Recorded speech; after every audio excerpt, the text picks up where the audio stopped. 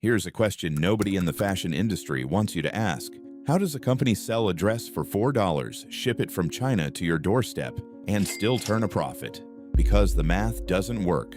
Not unless something, somewhere, is being paid for by someone who didn't agree to pay for it. That's what this video is about. Shein is the most downloaded shopping app in America, bigger than Amazon, pulling in an estimated $30 billion a year. A valuation that once hit $100 billion, which is 4 times the size of H&M, a company that's been dressing the world for decades. And almost nobody knows how it actually works. Not because it's complicated, but because Shein has gone to extraordinary lengths to make sure you never find out. Let's go back to where this starts.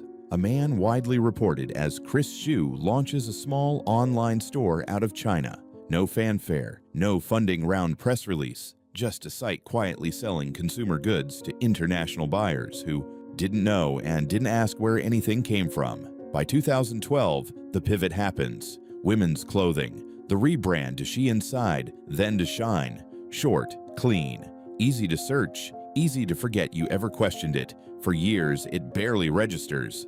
Then TikTok happens. Suddenly, haul videos are everywhere. 17-year-olds unboxing 40 items for $60. Millions of views. Brand deals. A feedback loop so powerful that Shein stops needing to advertise because its customers became the advertisement. And by the time anyone in the fashion industry looked up, Shein wasn't coming. It had already arrived. But here's where the story stops being about clothes. Shein's actual competitive advantage isn't price. Plenty of brands sell cheap clothes. What makes Shein genuinely different and genuinely dangerous, depending on where you sit, is the system underneath. They built something nobody had built before, a real-time fashion machine. Consumer data flows in. Trend signals get processed. Small test batches, sometimes as few as 100 units, go to manufacturers. If something sells, production scales within days. If it doesn't, it disappears. No excess inventory, no markdown racks, no waste on their end. They claim only 2% of inventory goes unsold. For context, traditional retailers often run at 30 to 40%. That efficiency isn't just impressive, it's industry destroying. And it depends entirely on one thing working perfectly: a network of roughly 6,000 suppliers in China, moving at a speed that normal labor conditions cannot sustain. In 2021, reports began surfacing. Factory workers, 18-hour shifts, $20 a day, 1 day off a month. A British documentary put faces to those numbers. The Rolling Stones saw it and ended their licensing deal with Shein immediately. Shein's response was measured. They brought in independent auditors. The auditors said most allegations were exaggerated. They pledged $15 million toward supplier improvement. $15 million for a company valued at $100 billion is less than rounding error. That's not an investment. That's a press release. Then came the cotton question. The United States has banned imports tied to Xinjiang, China. The reason is documented: systemic forced labor targeting the Uyghur population. And Shein has been accused repeatedly of sourcing cotton from that region. They deny it firmly. Zero tolerance for forced labor, they say. But the accusation hasn't gone away. And it is, at this exact moment, one of the primary reasons their planned U.S. stock market listing has stalled. Because an IPO means opening the books.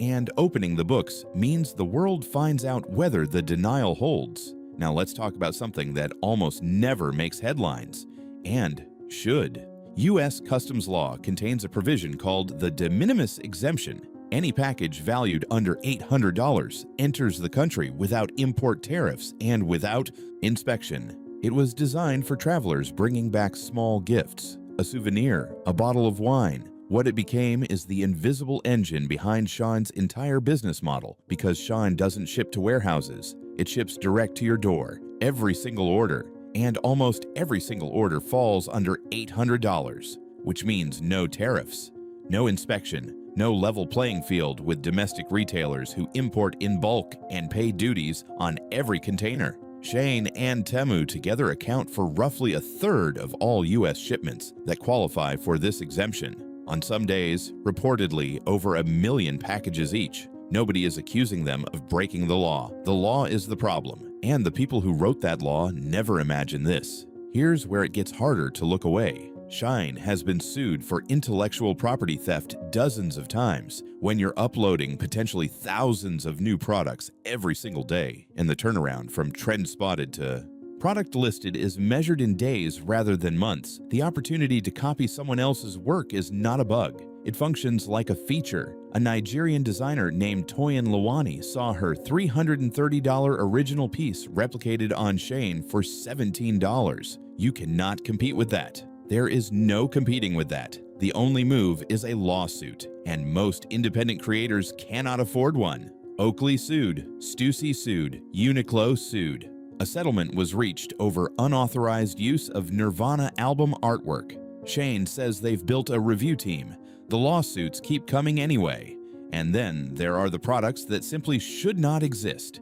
A swastika necklace, removed after backlash with an apology that called it a Buddhist symbol. Other offensive items cycling through on a regular enough basis that it became a pattern, not an incident. When a company is uploading this much product this fast, some things will slip through. That part is understandable. What is harder to understand is why the system keeps producing the same category of failure over and over again, and why the response is always reactive rather than structural. In 2022, New York regulators fined Shein $1.9 million for failing to notify 39 million customers that their data had been compromised in a breach.